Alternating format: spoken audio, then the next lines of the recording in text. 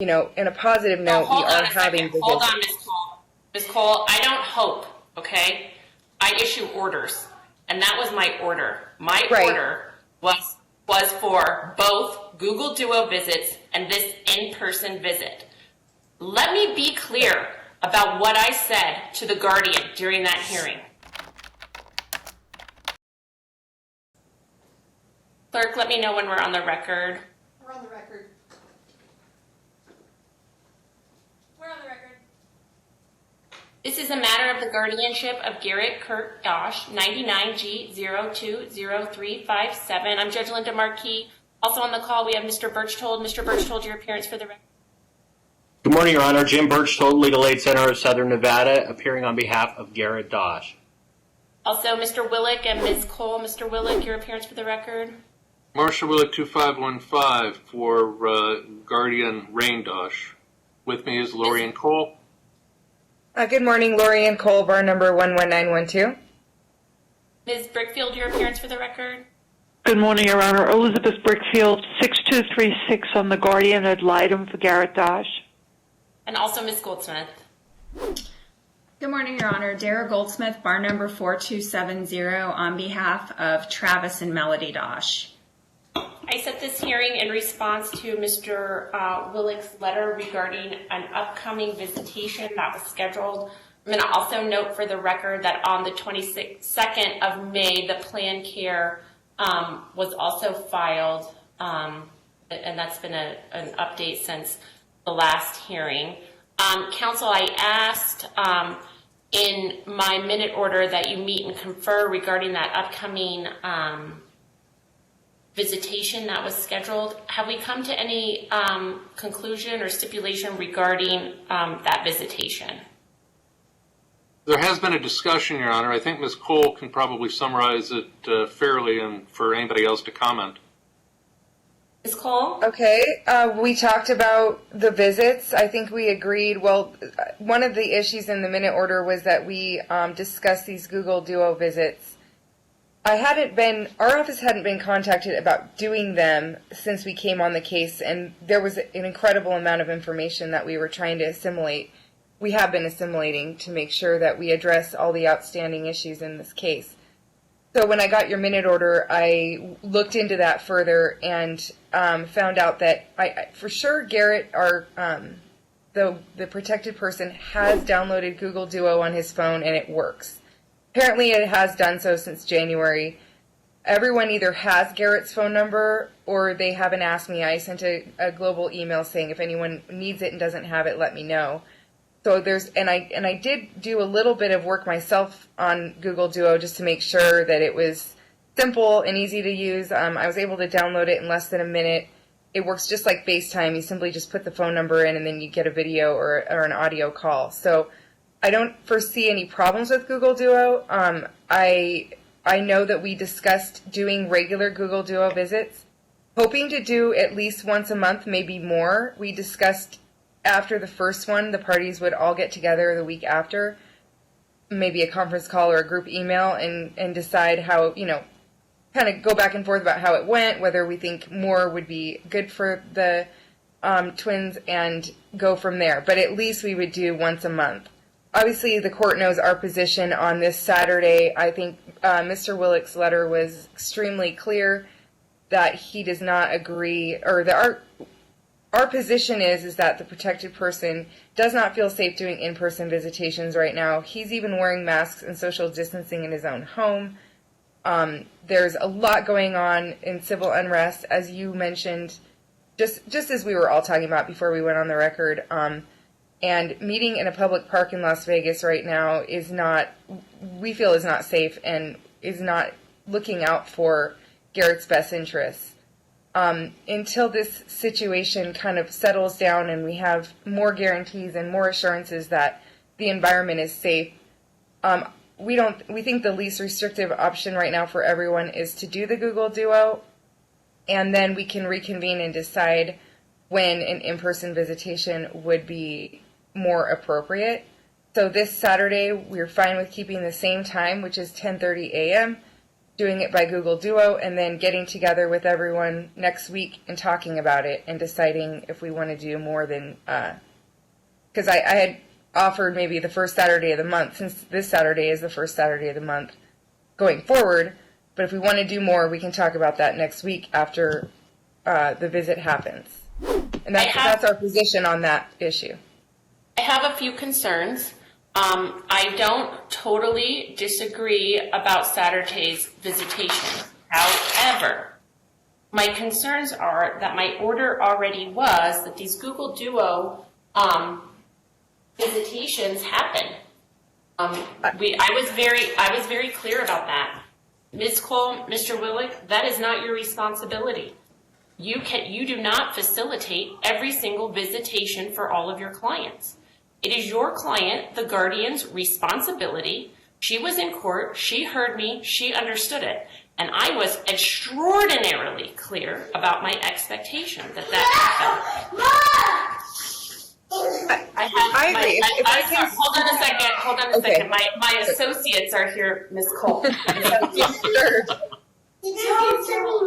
Okay. Counsel, I apologize. This is why I do not remote work. So I'm concerned that those Google Duo visitations did not happen. I agree. If I could say one thing on that, Your Honor, I don't want to interrupt you, but this is important. My concern is, why has Travis Dosch not downloaded Google Duo? Why have I heard nothing from anyone asking to initiate, or my client having to initiate those visits? Everyone was on notice that Google Duo was what we had suggested, that the protected person has. And when I had our conference call yesterday, Travis's attorney did not even know that there was a order for Google Duo. So I'm not sure how our client could have facilitated that without having any communication. I don't believe they even have Travis Dosch's phone number, so I'm not sure how my client... That was part of the issue, was that there were some concerns about the exchange of phone numbers and the equipment. We had a long discussion about what app we should use, why and how we should use it, and it was rather in-depth. So what concerns me is that I make orders and they're not being followed up on, and then there's a request, which I understand the underlying concerns, to continue the visitation that was set for Saturday. Okay, I'm not interested in any conversation about when or if a visitation is appropriate. A visitation is appropriate. I've already made that decision. Now, it may not happen in person on Saturday at Sunset Park, but there was a lot of discussion about that place, those reasons, all of those things. So that concerns me. There will be an in-person visitation. When it happens and where it happens and how long it is, I leave to you guys to discuss and come up with something you can agree on. If you can't agree, I'll make a different decision. But I am worried that there's been no visitation again, and we just continue. Mr. Berchtold, will you weigh in, and then Ms. Brickfield? Okay. Well, Your Honor, regarding the visitation on Saturday, I don't think anybody on this call would want to put Garrett at any unnecessary risk if it could possibly be avoided. And the more I thought about it, the more, under the best of circumstances, communicating with Garrett is difficult. So the idea of a 6 foot apart visit with masks on, I don't think will be productive for either party or satisfying to either party. So I agree. So after some consideration, I think it is best to avoid the in-person visit this Saturday. I'm very pleased that everything looks to be in place for the video visits, and if we can get that set up and get that going, and yes, it should have happened some time ago, I would like it to go forward now if possible. Ms. Brickfield?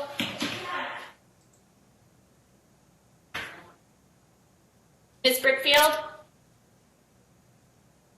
Elizabeth, if you can hear us, you're on mute. I'm sorry.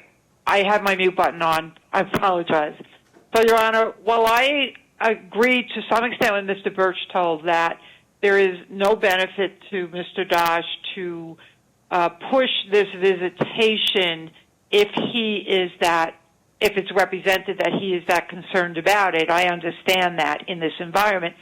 I am concerned that Garrett's best interests are that he have regular visits with his brother and that they include the in-person visits that were, I was looking back through the minutes today, they appear to have been ordered as early as February of 2018, and then we were going to work out how it is going to happen. So I share your concern and Mr. Berchtold's concern that we are moving forward at such a glacial pace, the result of which is that we're almost 2 years now, and we've had essentially one visit. Ms. Goldsmith? I apologize if I had some confusion, because one of the last interfaces I had was when Rain contacted my office, left me a voicemail on the last visitation that she canceled, and explained the only way there was going to be visitation was at the library. And once the library's closed, that is what I was working off of. When she had contacted me, and she didn't even contact her own attorney to cancel the visitation. And I think that he was probably sitting at his office waiting for her to appear, because he called me and she left a voicemail for me, not even her own attorney. Needless to say, my clients are prepared to go forward on Google Duo. The issue is going to be with their telephone number. That may be an issue on the Google Duo. I think they may try someone else's phone just because of the issues they've had in the past with the relationship with Rain. And they want to make sure that the visitation is about Garrett and not about the disdain that Rain has for her other son, or one of her other sons. So, I guess we'll go forward. I think this in-person visitation has to occur. I mean, we've been trying for this, and every time we're this close, something happens. I understand it's a pandemic. We have issues doing with a mask because it's very difficult for Garrett to communicate. I guess I'm really, what I want to know is, in part, this concern that Garrett has about meeting with his brother, is that organic or not? I don't believe that he might not even be able to formulate that type of fear. I don't know if it's just being reflected from Rain. I am happy to see that there are positive movements in this case. I do think that in addition to the issue of getting regular in-person visitation, now we have an issue possibly with regard to, I want to make sure that my clients continue to get all the information in this case. And because we weren't getting the medical information, that's why you received the HIPAA waiver from Ms. Brickfield, as well as our request for access. I think if my clients are to have a meaningful relationship, there needs to be, they're in the second degree of consanguinity. They're entitled to information, and really, I just want to make sure that happens. So I think that my clients need to have contact, in-person contact. If there's a plan that can be put together that is different than what Ms. Brickfield worked on, as long as it's going to occur. But every time we're supposed to have contact, it is canceled or interrupted by Rain. I think what I'm hearing address the is request for medical records. Well, hold on. We'll get to medical records in a moment. We're going to first finish the visitation issue. So what I'm hearing is that no one has a real objection to continuing the visitation that was scheduled for Saturday. It is, difficult for me. I hate rescheduling this visitation because, to borrow Ms. Brickfield's words, we are moving at a glacial pace with visitation. And it is discouraging, to say the least. And so we are going to continue it. It won't happen on Saturday. I expect a Google Duo visit to happen on Saturday. But I think that for me, I'll set a status check in this case. Let me look at the next date that's set anyway. And we'll see where we are with global pandemics and the rest of everything. I don't think that it's, if I set a status check date or set another visitation date right now, I think it would be arbitrary at best, based on the circumstances. I think also based on what I'm seeing in the care plan, specifically about the speech pathologist and the opportunity to work more aggressively, or let me say this, work at all towards speech therapy and obtaining a device that allows Garrett to voice and communicate better, may impact visitation, right? And if he has a device that helps him with visitation, perhaps as I look at this care plan, as we're investigating which device is best, it may be that device has to be utilized indoors, somewhere that has Wi-Fi. I don't know. And so I think that's a expectation that we need to consider his communication device about what is the best avenue and place setting for him to conduct his visitations with his brothers. They are happening. That is still the order. It's just not going to happen this Saturday, given the circumstances. The other comment that I want to make, based on his diagnosis and my experience with Garrett, I am concerned about the level of what is being communicated. That he is so worried that that all these things, and that is just not his level of communication, and that concerns me a bit. And so I want to keep that in mind, that I'm not, although I'm going to continue this visitation, I am certainly not accepting Rain's allegations about his concerns as true right now. Mr. Berchtold and Ms. Brickfield have been unable to meet with him in person because of the pandemic, and that puts me at a bit of a loss. And so I really considered this for a long time. This has weighed on me for a couple of days because it's disappointing for me. I hate for us to be so close to this visit and it to not happen. And so I don't want you to think that I take this lightly, but the circumstances that are absolutely out of all of our control have to be considered. So I appreciate that Mr. Berchtold, I think similarly had to think about it for quite some time, and we want the best for Garrett, and I think that's what we have to do. Let's talk about the medical records. It appears in that care plan update that there were some updates that were going to come, as well as what I think Mr. Willick deemed a master list, and so I'll kind of use that term again moving forward. So Ms. Cole, you wanted to be heard as to the medical records. I did, and Your Honor, I am working, I distributed a letter from the speech therapist today to the parties, and I even included Ms. Goldsmith in that letter, but it was simply updating the quest, for lack of a better word, for a communication device.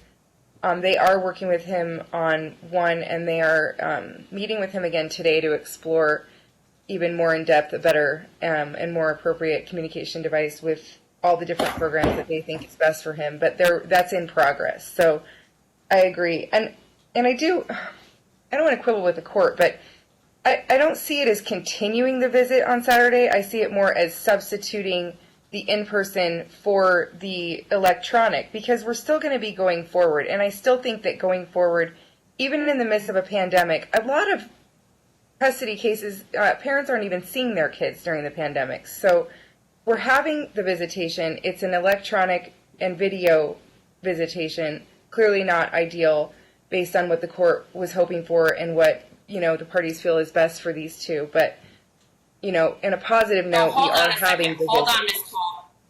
Ms. Cole, I don't hope, okay?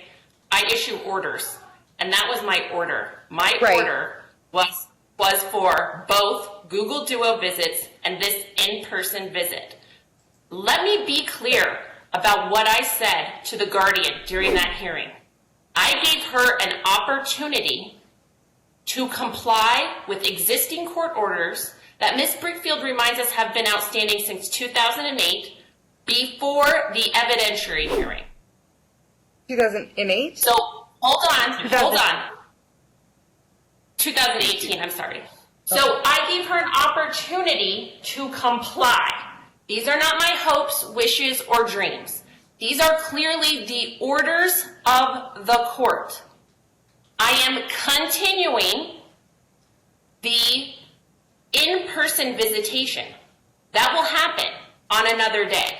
I have also ordered Google Duo to happen. They will both happen. It is not a substitute. The record is clear. I understand, and I apologize. I did not mean to challenge the court. I was referring to it as no one expected this pandemic, and I can move on. The court should also be advised that we have been discussing locations. The conversations are occurring, Your Honor. We're moving forward on a great number of fronts, and there's a lot to do. All right, so let's talk about the medical records. Okay, right. So I saw that Ms.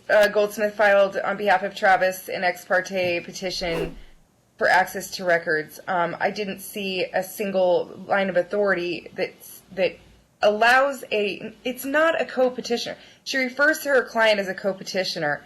From my understanding of the record, Travis attempted to petition to be the guardian and withdrew that petition. So now he's a interested party, clearly has an interest in the relationship, but does not have a legal standing in this case to overcome the protections of HIPAA and review all of the private and protected medical information from the protected person. There is no authority cited in her petition to allow the release of these records. And I didn't find that her saying because he's a relative, he's entitled to all this private information about everything Garrett has undergone as it pertains to his medical history. I didn't see any grounds in there except that Travis is a relative. The fact that Travis wants to have a relationship with his brother and wants to have visitation is one item. Garrett has an attorney. Garrett has a guardian ad litem. Garrett has a guardian. There are so many. Garrett has multiple medical providers. Why does Travis, what entitles Travis to have access to all of the personal and private medical information on Garrett? I don't see it in the statute. I didn't see it cited in the petition. There's no grounds for it except to, and I'm not suggesting it's to harass or vex Garrett or the guardian, but I can't see any reason why any legal authority or grounds to have access to the medical records. And HIPAA protections are strong, and they're there for a reason. And and just coming in and saying, I think I should get these records is not enough to overcome HIPAA. And we do object on behalf of Garrett as the guardian to disseminating any of Garrett's medical records to anyone outside of his attorney, the guardian ad litem, and our client. And any other experts, the usual, any other medical providers that are working in tandem with other ones.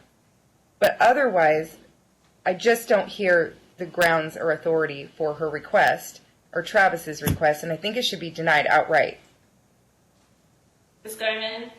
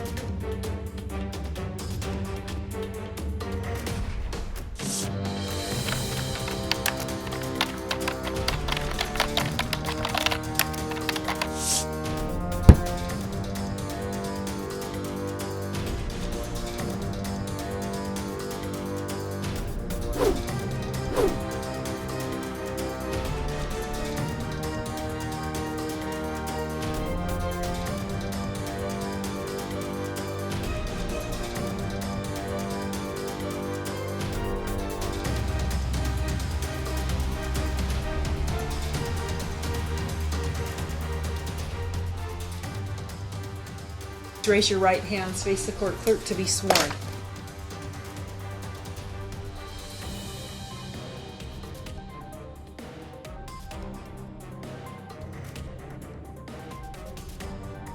These judges get contempt run all the time.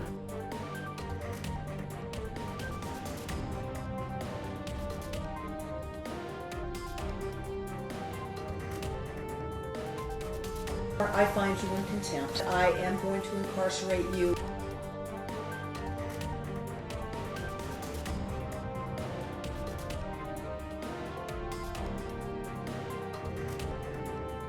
Pursuant to that Supreme Court ruling, your death penalty qualified.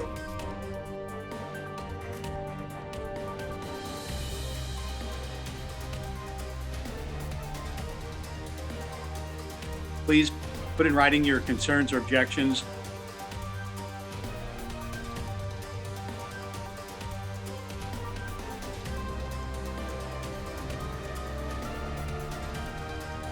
Any statement that you make is under penalty of perjury.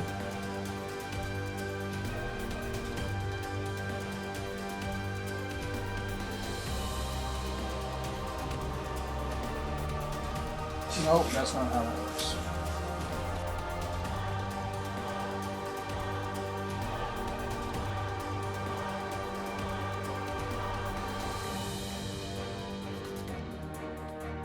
We will take this case under submission.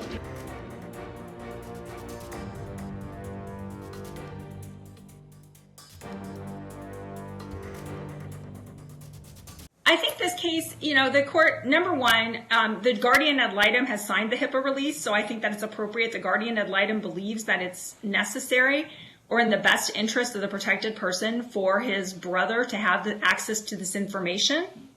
I think that to have a meaningfully participate in this plan, his twin brother should receive that information. I think that it's quite possible in the future that my client will be the successor guardian. Lorien is 40 years older than her children, than her youngest children, the twins here, and there's a very good chance that Travis is going to be the person who's going to be making decisions for Garrett in the future. I think that, although, Ms. Cole's shaking her head at me and disagreeing, but I think that we can disagree on this. I think that Ms. Brickfield, who's been involved in this case for quite some time, understands the relationship and what my clients have done in bringing forward items in this case, and it's probably appropriate for my clients to continue to have this information. I think that it outweighs any inconvenience or concerns with regard to HIPAA. And the guardian ad litem is certainly a person who can waive that, and since she has waived it, I believe that my clients are entitled to this type of information as well as any other information that the guardian deems to be confidential. I think that my client should be entitled to this information. And it's in the protected person's best interest to share this information with his twin brother.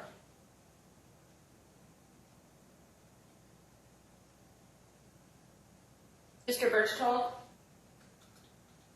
So, Your Honor, my general position in my guardianship cases is that medical information is private, and the disclosure of that information should be limited to the greatest extent possible and not disclosed unnecessarily without an absolute need to disclose. In this case, I have not raised this objection today because, frankly, the case has been ongoing for so long that the cat has kind of been out of the bag on this. Most of Garrett's medical records are fairly old, and they've been widely distributed in this case, so there didn't seem to be much point of objecting. However, on a going forward basis, if the court is inclined to limit disclosure of Garrett's medical information, I think that is appropriate. I understand certainly Travis's interest in this case, and I appreciate his involvement, but I don't think that involvement necessarily extends to examining Garrett's medical records. I think someone can examine the care plan without diving into Garrett's private information. Ms. Brickfield? So, Your Honor, a few things. number one is I disagree with Mr. Berchtold. You cannot evaluate a care plan that relies on and refers to certain other documents that are said will be filed before any hearing on the plan without seeing the underlying documents. That's number one. And I believe that is an ongoing ability to see those documents. Number two, as Mr. Berchtold just said, the cat is, so to speak, out of the bag, which is that all of the medical records that have been disclosed in this matter to date were disclosed primarily by A, Ms. Dosch, or B, her counsel. And the records that I obtained using a court order when we could not get medical updates from Ms. Dosch were also disseminated to all of the parties and through their counsel. And no one, including Ms. Dosch, objected at that point. In fact, they provided information. Number two, to the extent that Dr. Consora and Dr. Brown's reports relied on medical information and Dr. Consora listed specific medical information, Dr. Consora and Dr. Brown are court appointed, and there is no privilege as to their communications with regard to that, and I believe that extends to the records and the records they relied on. And finally, this is an ongoing matter, and I don't think that we can treat it as a limited matter or it's been in the past. And I do think we need to hear from those reports. And Travis's closest relative next to his mother has the right to know what's going on with his care. Ms. Cole, do you want to respond? Actually, Your Honor, I think we have a few things to say, and they're not going to be particularly pleasant. We are concerned about the continuing stream of communications from the titular guardian ad litem, which appears to be militating continuously on behalf of somebody other than the protected person. She has uniformly, in every communication we've had, from visitation to devices to records to everything else, to be solely concerned with Travis, in our opinion. And it is a continuing and increasing concern on our part. We've analyzed the finances, and I know you haven't heard Ms. Cole's recap of the finances that we have gone over and the reports that the accountings that we're going to be submitting. I'll leave that to her to chime in. But we're extremely concerned that at Ms. Brickfield's urging, many, many, many thousands of dollars were consumed for the purpose of creation of a secondary care plan based on objections, basically from Travis, about the care plan that was already submitted, to absolutely no effect. It failed completely and simply depleted the protected person's estate for very little in the way of forward movement. Now, we're working on a care plan, and we're working on all the accountings, and we're going to be doing all these things as part of that.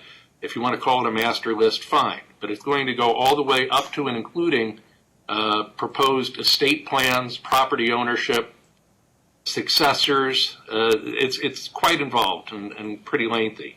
And we'll get into that. I believe, to answer the court's original question, that next hearing is in the middle of next... Yeah. I'm sorry? It's the 17th. Yeah. So you're going to be hearing more about all that stuff in the future. But, we're concerned that the focus is not our client. And I go back to the rules of professional conduct. I didn't copy the court on this correspondence, but I've written to Ms. Brickfield about it directly. And Garrett is entitled to be treated to the extent possible as a person like any other potential remote client. And I know it's getting a little extreme. We represent the guardian. Our duties extend to Garrett through the bounds of advocacy.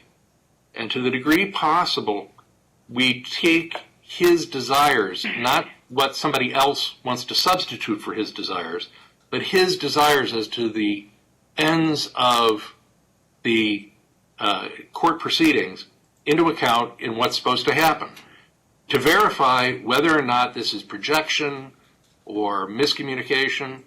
We are investigating and documenting. For example, there has been some question as to whether Garrett's complaints about claustrophobia and lengthy car trips, which is why if somebody is going to go somewhere, it should be Travis and not Garrett, is legitimate. We are having the doctor verify whether or not this is actually a problem he has or merely a perception problem on behalf of the guardian.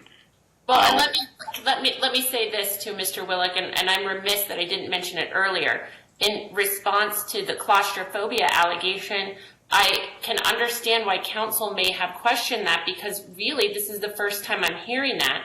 When you look at the care plan, your own care plan indicates that it's Rain who indicates he suffers from claustrophobia, none of the other doctors. And so that concerned me a little bit as well. This has not been communicated to me. And so when we talk about medical records and stuff, I have some real questions about whether I'm getting the full story. And I'm not saying that there's bad faith or not, or maybe somebody's just not speaking up, or we haven't gotten the evaluation that we need. But I need to know these things. If I had known that he suffers from claustrophobia any time in the last year, I would have made different orders. And so it was incumbent upon Rain, her prior counsel, to tell me that. To tell Mr. Berchtold that, to tell Ms. Brickfield that, to communicate that to Travis. Why? Because there's this overlap in these medical issues, specifically in this case, as to inform me about the type of visitations and expectations that I have. In some ways, Travis needs to know, because if Travis knew that he suffered from claustrophobia and that was confirmed by doctors, he might request a separate type of visitation. Ms. Brickfield and Mr. Berchtold might advocate for a different kind of visitation that protects Garrett. So some of those issues I can understand, because this is the first that I've heard about it, is in the care plan and your letter. Yes, Your Honor. And obviously, if we had documented verification, we would say so. All I can tell you is that we are attempting to differentiate between this case in our review, and it's been a massive undertaking, primarily on the shoulders of Ms. Cole. Our review of this record is basically that there has been massive miscommunication, non-communication. Some people have been in bad faith throughout. There's been an awful lot of conflict that we believe was unnecessary. And it's been incredibly consuming of multiple people. I'm not really throwing people under the bus or accusing anybody of incompetence, but it takes a great deal of time to unwind a history like this and move it in a direction where progress can reasonably be made. But I believe that we have a plan that will move forward on every conceivable front. Now, there may be decisions for you to make. If we get to a point where we have a successor guardian proposal and say Ms. Goldsmith on behalf of Travis objects to it, okay, that's what judges are for. And we'll burn that bridge when we come to it. But in the meantime, we want to be able to proceed on Garrett's behalf appropriately. We will attempt to verify all the allegations. Obviously, the communication difficulties from Garrett are a major problem, and the only person who is usually available to speak for what Garrett is attempting to say is Rain. And I understand there's been hostility between her and multiple other people involved in this case, and it has interfered with communications on behalf of Garrett from her because they automatically treat them with suspicions. We will attempt to verify. I don't want to sound too Ronald Reagan about it. We will trust but verify everything that we can obtain, and we will share information appropriately, but that doesn't mean his medical records should be vetted by third parties to try to pick apart what they believe they don't trust in communications. If they demand verification, we will attempt to get and provide it. But it's slow. It's tedious work. I understand. A few things. This is not on the calendar today. We discussed it a bit. I am hesitant to sign the HIPAA release because I think that it is this blanket release. I don't think a blanket release in this case is appropriate. As Mr. Berchtold said, much of the cat is already out of the bag, and many of these reports have already been produced. However, moving forward, certain documents may need to be released to Ms. Goldsmith and to Travis under a protective order. I don't think that it's anybody's allegation that she's going to post these on Facebook or Travis is going to use them to do something horrible. I would release them under a protective order because I think they may be insightful to us agreeing about the appropriate time, place, setting, frequency of visitations. It may change her position if we have confirmation that he has been diagnosed with claustrophobia. Her position may 100% change. Travis's position may 100% change, but I understand that she's skeptical of rain because at this point, I am also skeptical because this is the first time I've heard about it. Quite frankly, I wouldn't have made the orders I did. We wouldn't have had the conversations we had if I had had this diagnosis, if I had had this information, and I simply did not.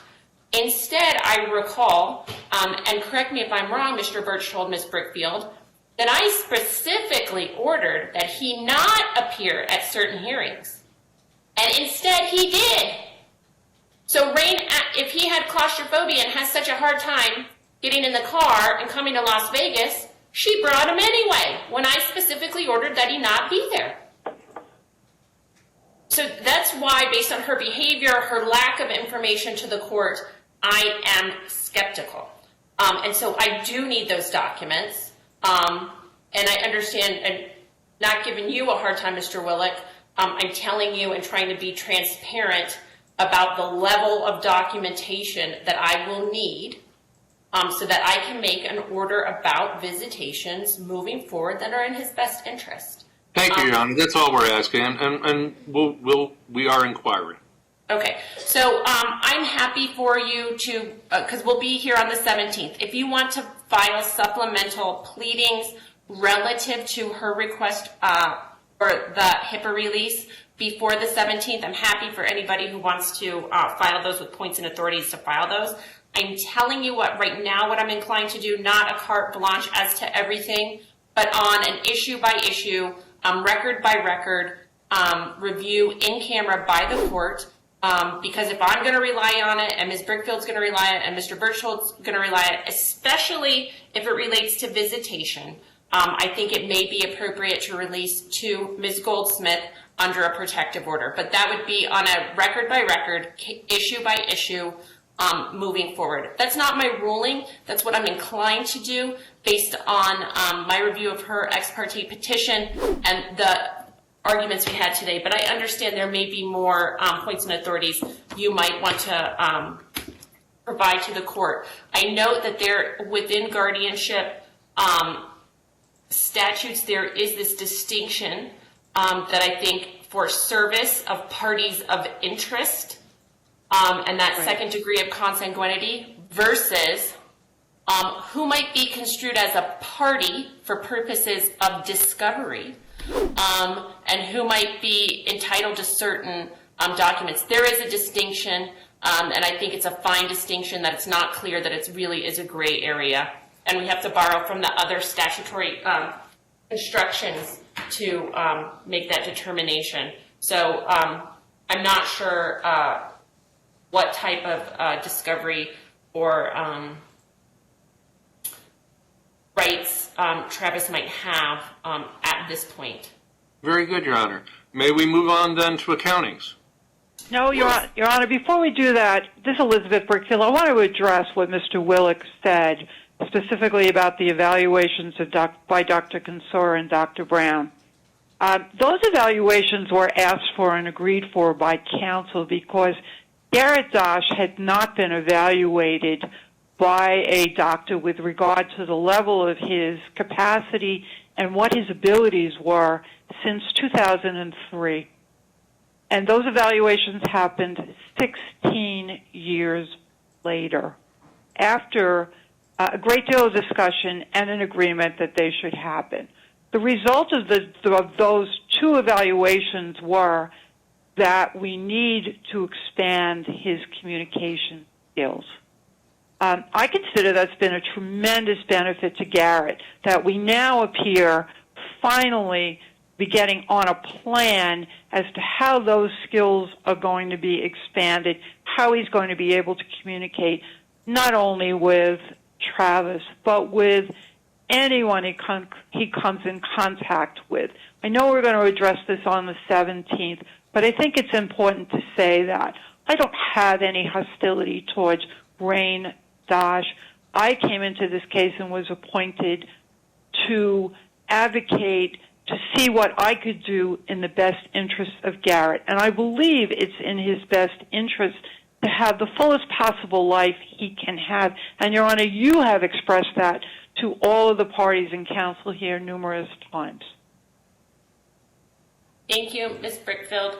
Mr. Willick, you wanted to address the accounting, and I'll tell you that although I have reviewed your care plan in detail, I have not reviewed in detail the inventory, and I haven't compared it to prior inventories, the one that you just recently filed. Right. I keep seeing Ms. Cole popping in and out. I think there may be some connection issues, but she was actually prepared to report on what was going on relating to those various filings. Go ahead. I can tell you that we are going to be filing a lot more documents before the hearing. I'm going to be filing a memorandum explaining updates to the court prior to the hearing and everyone else, so that everyone is apprised of the status of all of Garrett's medical treatment and all accounting and related financial issues. But just to put it in a nutshell, we're going to be producing all of the underlying financial documents. I had a box of receipts mailed to us that pages and pages and pages were scanned that I'm going to be producing. Our paralegal's been organizing them, and it is a large undertaking, but we're going to have that hopefully out within the week. I already have the accounting done in the most recent time period. Was it clear from the minute order what time period the court was ordering us to submit accountings for? So I had originally thought the court wanted the more recent months from the date of the last attorney's accounting. Talked to the team. We decided the court probably wants a full accounting from the date Rain became the guardian. I think Joshua Gottesman's accounting went up until January 31st of 2018. No one objected to that. So we were starting February 1 of 2018 forward. So I'm not sure I can get that entire amount of time done by the 17th, but I will definitely have some of it done. Certainly the most recent months, and that being October 1st of 2019 to, I believe, the end of April of this year. That will be done and submitted before the hearing, and we are in the process of doing the previous years, redoing them all in the more appropriate methods that should comply not only with the guardianship statutes, but also with the generally accepted accounting principles, so that everyone can be satisfied that there is nothing, no information has been withheld or undisclosed, and just trying to make it as transparent and, as Mr. Willick has said in previous conversations, as boring as possible, so everyone can just have the information and we can move on from this topic, because it's consuming so much in not only our time, court's time, attorney's fees, and we'd like to just wrap it up and be able to move forward. All right, so let me say this regarding accounting so that you don't go down the wrong lane here. Yes, please. Under guardianship, the accountings have to be annual. Although an accounting was filed, it is may or may not have been accepted by the court by order. If any of those previous accountings were in error, an amended accounting needs to be filed. So I am not looking for, and I cannot look for an accounting that goes back 3 years. So like we might have the 21st accounting, the 22nd annual accounting, the 23rd annual accounting. We have to start at the space farthest in time so we can work chronologically. I cannot accept an accounting from the last 3 months if I don't know if the starting balance was correct, right? Right.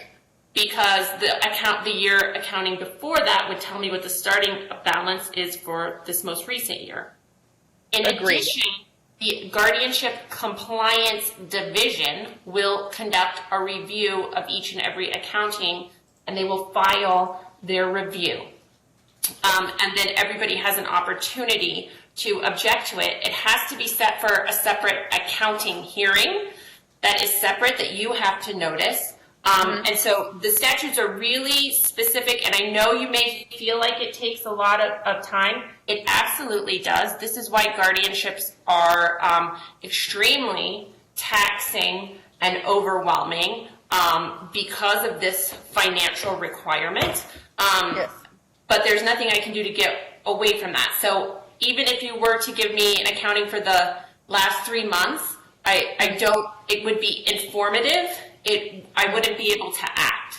So I want to make sure that we comply, and I don't have it right in front of me, but Mr. Berchtold may be able to tell you when the last accounting was accepted. So, Your Honor, I appreciate you clarifying that. I really do. From what my understanding, the last accepted accounting was the 13th accounting, which ended on January 31st of 2018. Now, in terms of whether or not the date was exactly right for the years that were appropriate under the guardianship, my guess is they were, because it was accepted. No. I believe it was accepted. I don't think it was objected to, but I will ensure that we will go back in the record. I will say this. If underlying financial statements, the bank statements, the credit card statements, those will all be disclosed so we can at least begin the process of moving forward. I don't know that all of the accountings, the appropriate accountings will be filed by the time the next hearing takes place. However, as you said, that wouldn't be the hearing to approve the accounting anyway. No. But I just want to make sure the court knows we are working hard to move forward and that we will get to that place, and I'm hoping to get there within the next 30 days. Your Honor, this is Dara. A couple things on the accounting. I think it was contemplated that the accounting was going to be filed in late May, and that's why it was going to then be set for the 17th. And it may have been that it was going to be filed earlier than that.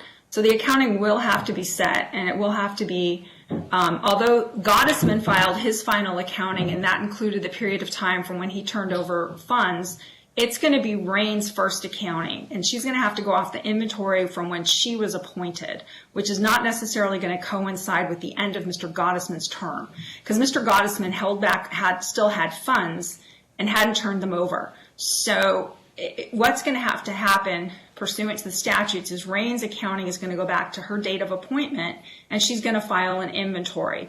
And then she's going to have receipts of items at whether she received them for Gottesman or whatnot. But she needs to, it's not going to line up day to day, because it's not that Gottesman handed the ball over and everything was a smooth transition, because it's just not that way.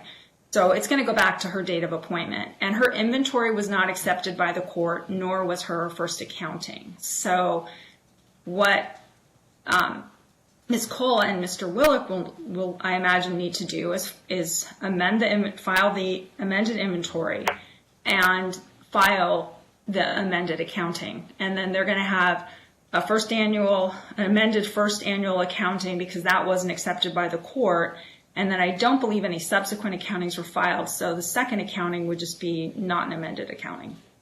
Right. Okay. So I appreciate that, Ms. Goldsmith. So if I understand, because this conversation is actually really helpful. I just want to make sure that I don't start out by preparing something that's going to be objected to based on the dates. So what I'm understanding is that the date that Rain was appointed as guardian should be the date that I begin, not the date that Gottesman ended. So that I can go back to the accountant and see if Mr. Berchtold and Ms. Brickfield agree with me. But Yeah, and does the court agree with us, just as a Well, I'll let practical them matter? weigh in. Mr. Berchtold, Ms. Brickfield. Yes, if I can weigh in. So an accounting hasn't actually been approved in this case for years and years. Joshua Gottesman filed 2, maybe 3 accountings when he was very first appointed, and then he didn't file anything for multiple years, and then filed a bunch of accountings all at the same time. None of those countings have ever been approved. So I think the understanding was when Rain took over, and the estate was a mess when Gottesman left it. So I think the understanding was that when Rain took over, as Dara said, that's when her accounting period would start, and she would account for the assets that she then had moving forward. Ms. Brickfield?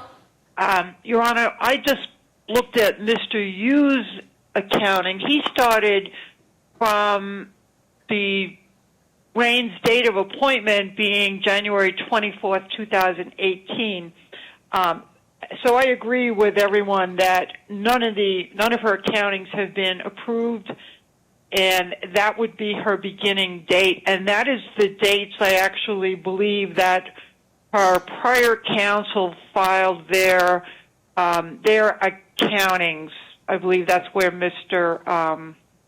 Biederman started, and I'm not quite clear whether or not Mr. Barney had an accounting, but they started from that date, 2018. But I agree with Mr. Berchtold, nothing has been approved by the court, not the budget, not the accounting, not the inventory. Okay, and I should go on record right now and say there has been objections to Rain not providing receipts to some of her accountings. If she doesn't have them from 2018, I'm not going to be able to produce them now. So I anticipate if that's the objection, that'll continue to be the objection. We'll have to have a hearing on it, and the court's going to have to decide. We need to move on at some point. But Ms. Cole, stop. So the guardianship statutes are really, really specific, okay? Please understand that we are at a precipice of the accounting department reviews it, Mr. Berchtold reviews it, Ms. Brickfield reviews it, I review it. If I have a question, I appoint our internal auditor from the state of Nevada. I am not going to get over any objections to her failure to comply with her duties under the law. She took an oath. She's required to keep receipts. Okay? It's very specific. So I don't want it, this is not, someone took advantage of Garrett financially on one occasion already.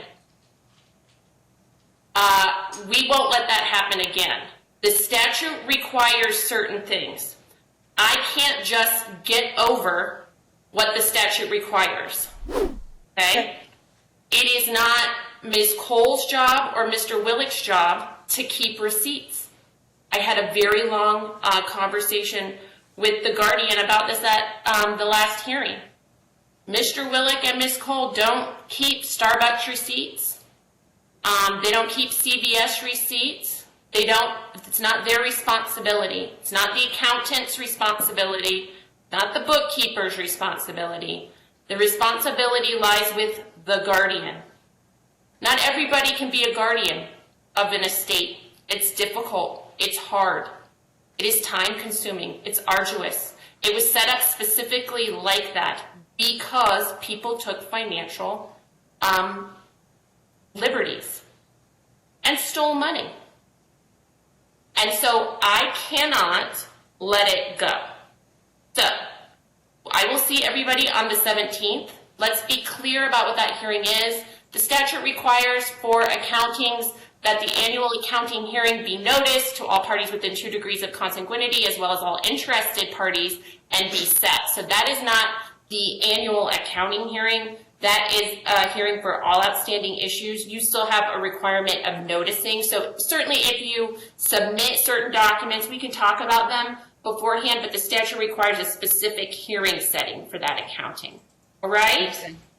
Thank you so much, everyone. I'll see you on the 17th. Your Honor, yes, Your Honor, I'm sorry. This is Elizabeth Brickfield. I just had one very short issue to bring up. If, with regard to the appointment that Garrett has tomorrow, I believe it is, with a speech therapist to talk about communication devices and possible other ways for Garrett to communicate. I am hoping, and I'm sorry to put this on Mr. Willick and Ms. Cole, if the therapist makes a specific recommendation and it involves a increased level of internet access for the Dosch household, I'm hoping that they could come to court on the 17th or arrange in advance for Garrett to have such a device, and so that we don't have to, we can move forward on getting that in place from him as quickly as possible, and not to have to, if we need to sign a stipulation or something in advance, that we all agree that those are appropriate expenses. Mr. I'm more than Berchtold, happy to do that. What Ms. Brickfield is asking is, instead of filing a petition for instructions, that the guardian be allowed to purchase from the estate whatever the recommended device is, and in addition to that, be allowed to update or upgrade any Wi-Fi or products they need, technology products they need to update at the house. Would you be willing to sign off on a stipulation like that, Mr. Berchtold, in advance of the hearing on the 17th? Yes, Your Honor, I would wholly support a petition to that effect, yes. All right, or you would support the stipulation, you wouldn't require a petition? Yes, correct. All right. Thank you. Thank you. And I will remind you that Administrative Order 2017 specifically prohibits the protected person from appearing in person at all future hearings until there's another administrative order. That means Garrett cannot appear on that hearing coming up. He must appear via Skype or telephone. Is the court going to start holding in-person hearings by then, or is that still going to be a blue So the administrative order that was issued on Monday specifically prohibits protected persons from appearing in court. So Garrett cannot appear. I do not anticipate that in the next 13 days we will have a new administrative order that changes that. Okay? So that means Garrett needs to appear via Blue Jeans or via telephone, whatever his preference is. In addition, that order prohibits me from holding in-person hearings, so all of you will continue to be via Blue Jeans on the 17th. Thank you so much. Thank you. Thank you, Your Honor. Thank you for the time.